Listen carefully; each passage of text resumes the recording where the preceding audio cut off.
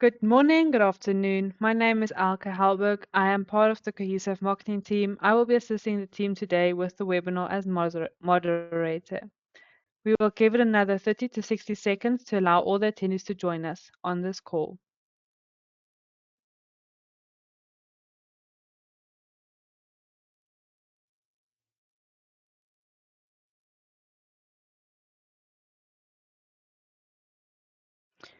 Great, I think we can start. Welcome to our next webinar in Cohesive Maximo Back to Basics webinar series. Our aim for this webinar series is to highlight existing base Maximo functionality and features that your organization may not be using today to help you maximize your return on investment. We will be presenting this content in the Maximo application suite to give you an opportunity to see MAS and specifically the managed application. Our focus for this series will be on functional topics with plans to incorporate more technical topics in the future. Note that this webinar will be recorded and distributed post-webinar. All the attendees are currently set to listen-only mode, but feel free to post any questions or comments in the chat or question box. Should you have any technical questions or problems, please log it with the GoToWebinar technical team in the form of question mark or help section on the panel itself. Without further ado, let's dive in and hand over to our host for today, Marie Zahn. All right, well, welcome everybody. Today we're going to review the companies inside of Maximo. Maximo has two applications, companies and company master, so we'll take a deeper dive into that. Little introduction on myself. I actually currently reside, I'm a Texas resident. I work remotely from Texas. I am currently in New Jersey, just a temporary stay, but my base home is Texas. I've been in the supply chain area for 30 years now. My journey with Maximo began in 2010, where I supported a full implementation with an SAP ERP system that we had integrated Maximo with. I served as the SME for the supply chain, and later on I moved into a project lead position with implementing for the mining, nuclear, and the retail side of the business. I've been with Cohesive for a little over 6 years, helping clients with supply chain best practices and also transitioning them to Maximo platforms. Okay, agenda today. This is a high-level agenda. The first overview, you see I've got it labeled company with companies in brackets because there are two applications within Maximo, so I'll kind of give an overview to show the benefits of it. And then we'll take a deeper dive into the company master application as well as the company's application. Then we will follow it up with a demonstration of actually creating that master record, show how it flows into the companies and look at the company's record. And then we'll look at adding a branch so that you can see how the parent to branch relationship works inside of Maximo. So for the company's overview, I just wanted to highlight some of the things, and it's not all inclusive. As you use companies in Maximo, you'll find other things that you can leverage it for. But some of the high-level benefits is it provides data consistency. It holds the tax information. It will show your vendor status.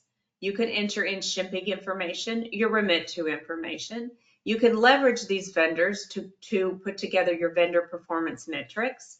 It will, by vendor, will show their purchase history, also their pricing history. You can associate commodity groups and or codes to each vendor, which is leveraged quite often in the buying community. They will either separate their work by commodities or by vendors, and in this case, you can do both or either. You can associate buyers to your vendors. And then I did want to highlight, we are not looking at nuclear specific suites or applications today, but in the company's application, if you do have the nuclear module, they do have a whole section in the companies to facilitate the qualification process that comes with a nuclear environment. So within Maximo, base Maximo, it provides you 4 company types. You have a courier company type, kind of how it states. It goes around who transports the commercial goods, packaging documents. You will label them as a courier type vendor. You also have internal vendors. These would be for transactions that are performed within your own company. And then you leverage this also for manufacturers, who's manufacturing the product, if you need to list specific manufacturers. And then the last one, and the most common one used, is the vendor, as the vendor is the one that is going to be leveraged for POs on your PRs. And as you use Maximo more, you'll see a vendor manufacturer combination. A lot of times it goes together when I buy it from here and they manufacture it from there. So these types are actually very key. On this slide, what I wanted to show is just a high-level flow of how it works inside of Maximo. So companies typically will start in the company master, you'll roll it out to the organization, and then it lends itself to the company's application. So we'll get into a deeper dive in those two, so you kind of see the pieces that come from each one of those. But at the end of the day, once it's into the company's application, what I'm trying to show you is it then filters down to the other objects that are sitting inside of Maximo. These are not all inclusive. I listed the high ones that are most often used by companies. Your assets, your work orders, items, inventory, contracts, your purchase requisitions, and your POs. All of those leverage these company tables. So now let's take a little bit deeper dive into the company master. So this is the first of the two applications. So within the company app master, we have detailed information about a company. So the master company record is where we're going to enter the master level data, which is then going to flow to the company's application. So some examples of that data, and again, we're going to look at the screens, but you got purchasing details like the tax information, the freight information, payment details. It also contains contacts and addresses, which obviously the biggest ones is going to be remit to, and then who your POs actually go to. This all sits at the master level, and again, it does pass to the company's application. And you'll see it throughout my presentation, I've stated it quite often. This does not pass to the company's record if you actually create it directly from the company. So when you create it from the master, it's going to flow to the companies like I showed in that previous flow chart. That's when the data is going to make a natural pass through. If you start in companies, it doesn't naturally pass. And I do reiterate that several times throughout this presentation. All company master records will always have a company's record as well. There are more actions that can be taken, adding it to the org, deleting it, and bookmarks, and we'll go into that in a little bit more detail. So to look at the first tab, this is actually your customer master application. So the first tab is company master. We always refer to that as the main tab. From here, this is where you can actually create a new record. It's the universal icon, and we'll show that when we actually go to create one through the demo. You can open an existing company master record and make updates. This is where that company type is going to get set. And if you remember, there was the 4 types. So this is where you're actually going to set the company type. And then the common and more actions on the left-hand side of the screen, I just kind of slated for the obvious. This is where you add the company master to the organization. This is the action that actually passes it down to that second application I referred to. That's called companies. Company master, you can also duplicate a record. This is something you would set through security, and your administrator would decide if this is allowed. So based on the company you're working with or the client you're working with, you would decide if they really want to allow this functionality to duplicate here. And then deleting records. So once you have actually saved this record, you're not eligible to delete it. So you would have to get with your admins, and they would have to fix it from the back end if you delete it. So once you enter it and you've committed this to as a company, you cannot go back and delete it. So just caution before you go too far. And like I say, that's because it's rolling down into another application. So if you notice, the next tab is contacts, but we're going to go ahead and talk about the addresses tab first, just so you can see how the information flows.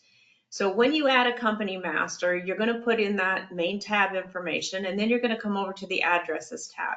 Like I said, the most important things that go here, the general information is generally what's going to pass, and it's going to go on your purchase order. The remit to, obviously, that's your invoices and where the payment's going to go to.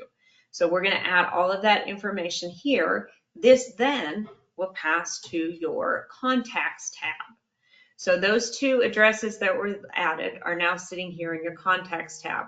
From here, you can then add the additional detail, phone numbers, fax numbers, emails, whatever additional information that you need about that company. Now, this will not pass to the company's record, so that I want you to understand. They will get the two contacts that were on your addresses tab, but they don't get this additional detail. Okay, so now to look at the company's application in greater detail. So remember, we set up the company master. You take an action to go ahead and roll it to the organization, and then it becomes visible to you in the company's application. So from the company's application, the most common thing is you're going to make updates to that existing company's record. So it's now passed down to you. The other thing you will do is to add company branches. So Maximo allows you to have a one-to-many relationship. So you can have one company that you consider as a parent, and you can add branches. This would be in a situation where you have, say, a national vendor with local offices. If the company has different locations in different cities, they might each purchase goods from a different location. This does allow you to set the vendor qualifications. So this one is a simple toggle off on. You're either qualified or not qualified. If they're not qualified, Maximo will not allow you to approve, for example, a purchase order. Purchase order can only be approved against a vendor that is qualified. It does allow you for deletion of the company's record. And again, this is not the company master, this is the company. So this is where deletion, let's just say you added multiple, you might not need that company anymore. You might have more flexibility at your client to say, yes, let's go ahead and allow deletion. Again, security would lock down the process around who can and cannot delete. Duplication of the record, based on your client's needs, this is quite handy. You can duplicate another company's record and save some keystrokes, and then just update the information for that different branch or location office where you have this one-to-many relationship. Okay, so how is the company's record created? So I've talked a lot about the immediate out-of-the-box one. That is where you create it in the company master, you take that more action, you roll it down to the organization, and then it becomes present in your company's application. This is typically used by clients who leverage Maximo for the company's application. Whereas this second one, where the system administrator updates a setting to automatically add the companies to the company master, this is the reverse. This is where it starts in companies and then you have it go ahead and automatically roll up to the master. This is typically used at companies where, or at your clients, where they have decided that a lot of times it's their financial system. Their financial system might own all the vendor information, and it's coming into Maximo through an integration. In those situations, most clients will leverage this functionality to say, let's integrate it directly with a single application companies, and then let Maximo write it up to the master. The key is the company master is what ties it to a company set, which is what allows it to be used inside of Maximo on your various modules and documents that you do there. And then the third option, based on security and what the client needs to do, Maximo can be configured to allow you just to create them directly in the company's record. But the first two are the most common. One for if you actually manage and own your vendor companies inside of Maximo. The second one is if you're actually dealing with an integration. Okay, so now let's look at the main tab of the company's record. And as you can see, it has a lot more detail, but certain things actually would have passed down. So again, you can create new. If your client has decided we want to be able to create new, you could do that. The most common, again, is the update. So they would have had key information, like this top information, that actually came over, some initial maybe payment details if they put them in that would have come from the master when they took that action to roll it to the organization. This is where you would disqualify. So right here, this is what I talked about with the toggle switch. So right now, this is actually qualified. it actually triggers green if you've said they're now disqualified. So just kind of watch for that. Green means you can't use it, which you would usually think green means go. It's the opposite. So just look at the wording and it's self-explanatory. And then here again, you can duplicate records. Some of the more actions that are used on the company's application, this is where you actually can associate it to the commodity codes and groups. So on the left-hand side, you see the more actions. These are the more actions that are there. I've highlighted the key ones. One of the nice features, I said you could hold together, pricing in that. From here, you can say view contracts. So if I'm on a specific vendor record, a company record, I can hit view contracts and I can see all contracts in my system that are tied to that vendor. And again, it allows for duplicating and it allows for deletion in your more actions. Okay, so now let's go on to the second tab, which is the contacts. So if you remember from that company master screenshot I brought in, and I tried to label them cleverly for you, but we had, John remit to, and then we had Susan Smith, that was our general one for the POs. This information flowed across that we put in from the company master. Now, if you are doing updates on this record, if you change this, it will not write back to your company master. Once your company master is set, it is set. And the only way to change the data in a company master is to go back to the company master. So this gives you flexibility when you update these companies, and especially when you do a one-to-many and you do branches, you may have different PO contacts. You may have different remit to information. It gives you the flexibility to then change it specific to that actual location that you're now going to make a branch.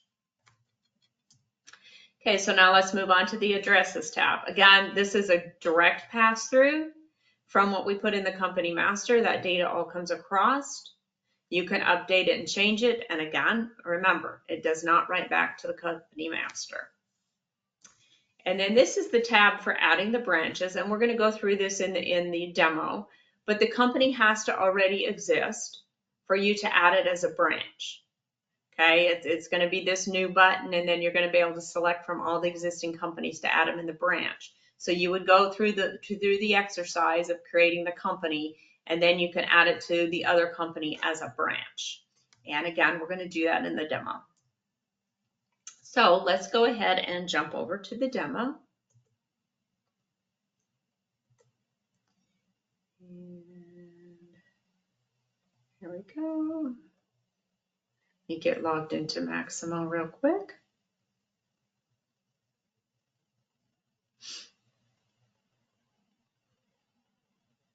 All right, so we're going to use the magical search that I love so well in the newer version of Maximo. So we're going to start with the company master. So you're going to see how very simple this is. So universal icon in Maximo to create a new record. So we're going to create new. Most of your clients are going to have logic or naming convention as to what they use for the company ID itself. A lot of them will be numeric. Some of them could be alphanumeric. We'll do COH for cohesive. So cohesive master or demo. Just give it the description. So this is where you might actually have, if it's ABB, it might be ABB, and then you're going to put ABB here. Could be Westinghouse. I do this so that I can see the data as I'm flowing it through the system. Here you can add in a customer number. These are all free form. The home page is quite nice if you have a website, or it could be a catalog site or some kind of URL that you want people to be able to quickly link on when they look at this vendor. You could put that there, and then users in Maximo would be able to access that, click it on the link, and it would open up a browser for them. Again, here I mentioned the company set. These are rules inside of Maximo. A lot of clients only have a single set. Some might have multiple company sets. Example would be is if they're using the same system and they're trying to keep maybe nuclear vendors separated from your non-nuclear ones, they might create individual company sets so that they run differently. Again, here's your company type. And like I said, out of the box, there's 4. We're going to set this as a vendor type. And then here's the purchasing details. So you can set your tax exempt. If you have your tax exempt number, I'm just going to put something in there. Your freight terms, it might be, we're just going to put FOB to be simple. It's at our destination. Ship vias, usually these can be customized as your client for their carriers. We're going to use the ones that Maximo delivers out of the box. Any registrations, you can see there's fields that can be used, that can be repurposed. You kind of build the intelligence that goes with them and how you leverage them in other applications. But it does pass through to your companies. So if you wanted to put banking information, I'll just say Capital One, just throwing things out there. A reference number, if you had a DUNS number, your pay to, maybe your payment terms, let's say they're net 30. Okay, so that's really at the header level of it. Now I'm a advocate of save. I like people to save because we never want to have to rekey. So I save along the way. So this is all saved. If this had closed, I could bring it back up and it would all still be here. And right now it's just sitting in the company master. Can't be used by anybody yet because I haven't put it out to the organization. Okay, so now as you remember, I started with the address tab instead of the contacts. So here, this is where this is Joe, we're going to say Joe P.O. Smith, okay? Because this is what I'm telling you would go to the PO. The general information is usually what passes. And we'll just pick a random address. So you could put the address of the supplier, all of their information, their phone numbers, if their fax number, you can go ahead and put all that here. Same with the remit to, and we'll call it Susie remit to. And then you can populate this with an address, city, state, zip, just like the other one. Again, I like to save, always like to have it. That will throw it over here to my contacts. And then I can add the phone number and fax, email, all of that other information. Their positions, if they're sales, we'll call this, we'll call it a PO clerk. Oh, this is remit to. So we're going to call these guys accounting. Okay, you could put an email if you want to track P. Ooh, we don't want that one. If you want to track P card information, you can put in their phone numbers, fax numbers, pager numbers. That kind of seems like an old term. I'm not sure who uses pagers anymore. You could relabel that and repurpose it for something that makes sense in today's world. And then home phone numbers. So let's go ahead and just put a little bit under Joe for our POs. We're going to call him a PO clerk. So we realize this is the PO. Again, you can add the same type of information for him. And we are going to go ahead and save this record. And you have to forgive this last pass. That's our password thing. So I can't block that from happening. Okay, so now we've put in all the tabs. We entered the master information. We went in and we populated our addresses. And then we came over here and populated the contacts. Okay, so if you do remember from my slide where I said things don't pass, when I put a phone number here, I want you to recognize on the contacts, like I said, it doesn't pass here. You would enter actual phone numbers here. So what you put on this initial one doesn't pass to the contacts tab for the phone numbers. Okay. All right, so now we've got everything completed. So the next step in our more actions, you have this add company master to the organization. So this is what we always refer to as role to the organization. So we're going to click on that. In this current environment, under company set 1 for our organizations, we actually have 3 different ones. I could actually roll this company out to be used at all organizations within the client's setup. For this case, I'm just going to set it up for North America. Okay, so once I do that, now it says it has been created in my Eagle NA, which is my North America organization. So I'm going to click OK. I'm going to go ahead and I'm going to copy this number so that we have it. What we're going to do now is we're going to go over to the company's application, which is the second application we use. Okay, I'm going to put in that company master number because it will carry over as the same. So this is the record that I created over there. So now that I'm in the company's application, this is actually currently active to be used. Once I roll it out to my organization, I can use it on requisitions, on POs, I can use it on job plans, on assets, I can use it on my work order. Anywhere I have a vendor field to select a vendor. With this vendor type, as I probably should have mentioned to you earlier, that's how you can leverage it in those other applications.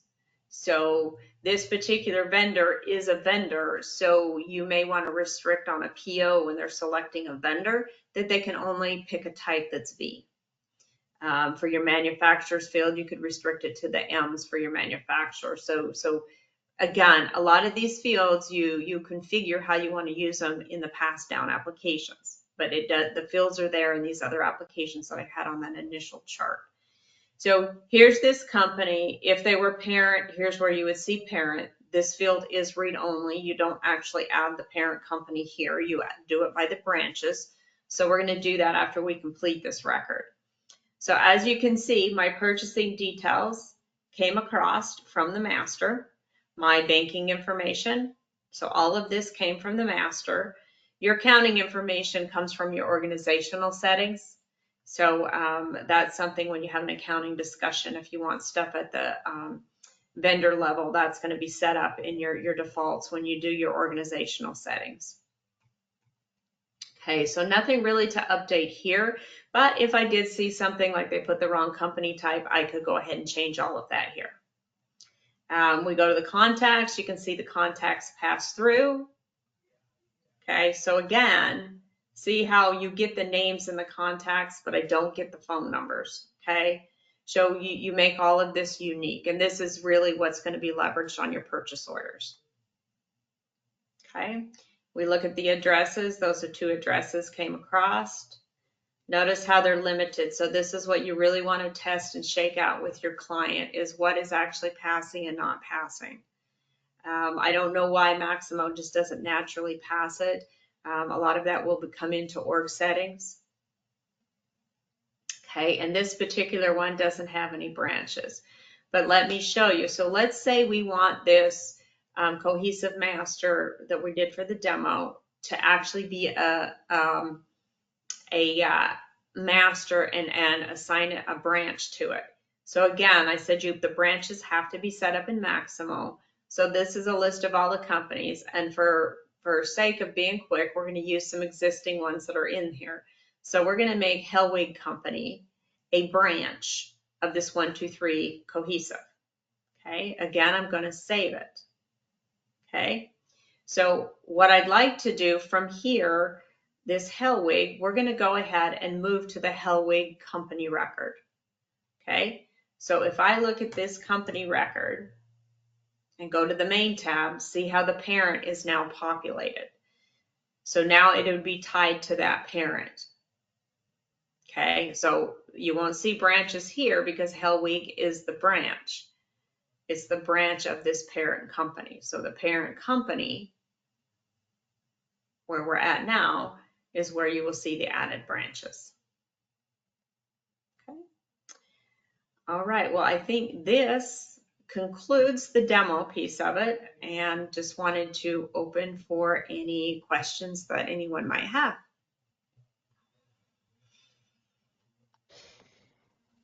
Great. Thank you, Marie. There is indeed one question. They wanted to know, if I have one organization with multiple sites, do I need one company record or do I need it duplicated for each site? Does the answer change if I purchase contract blanket agreements with the company applied to sites? So that's a good question. So you only have to have one company. So as long as all your sites are under whatever organization. So if you remember, let's see if I can go back here to Maximo. And let's go back to the company master. Got to type in the right place. Company.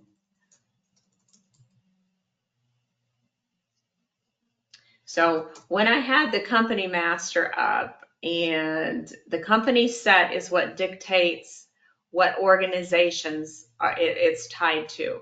Your organization is what decides what sites. So if you think about when I say organization, all of these three, and you can see it's already authorized for North America, that's why you don't see it.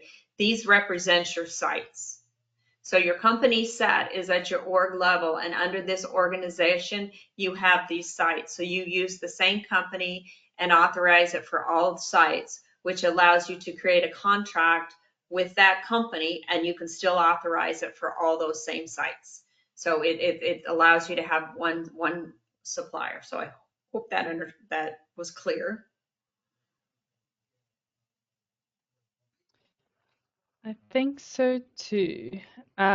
We have another question. Is it possible to have a copy of the presentation that I can answer? Yes, you will all receive a copy of the presentation after the webinar and as a follow-up. And then also, if I have one organization with multiple sites, do I need one company record or do I need it duplicated for each site? Does the answer change if I have purchase contract blanket agreements with the company applied to the sites? I think that was the same question. So you only have to have one company, Oh and yeah, you that is the same authorize it question. for multiple sites. Yep, nope, that's okay. Yeah, Good my clarification. apologize. Yep. But there is another one. Please confirm when integrating company lists from SAP or Oracle, does it feed into the company master first, then roll down into companies? So if you remember in the presentation, so that you know where to refer to, it's on how does it get set? Right here. It was this slide right here.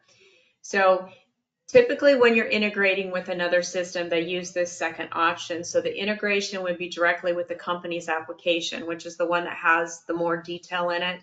And there's a system setting you set that will automatically take the companies and push it up to the company master. So when you do an integration, you're usually dealing only with the companies. You let Maximo do the company master in the background just to get it tied to that company set so that it can be tied to the multiple sites. Great. Thank you, Marie. I don't see any more questions. There it is. There's another one. You showed organizations but not sites. If an organization has more than one site, Eagle North America in Seattle versus DC, can you have one vendor? Yes. So that kind of goes to, terminology and what we're saying. So under an organization, like I showed you, you had those three Eagle ones, North America, South America. I can't remember what the third one was. Those would be equivalent to your sites. So if all your sites sit under one organization, one company site, all those sites can be authorized. If you're running as two organizations, you're actually going to have two company masters, which you a client makes a decision because they're trying to keep things separate. So if all your sites are under one organization, your vendor, it can be a single vendor, single contract, same type of question, is all under one vendor. You do not have to create a vendor per site. Thank you. If there are no other questions from our attendees, then I think we can conclude our webinar. So thank you for your wonderful insights, Marie. And you, our attendees, thank you for attending our webinar. If you want to reach out to any of to Marie or the team at Cohesive, you can reach out via our website or via LinkedIn. Note that we have all the previous webinars available on YouTube. The recording of this webinar will also be made available to you on our channel. So that is a wrap for today's webinar, but please register and join us for our upcoming webinar on January 16th. Marie, thank you again, and I wish everyone a great day and a very blessed holiday season. Thank you. Yes, thank you, everyone.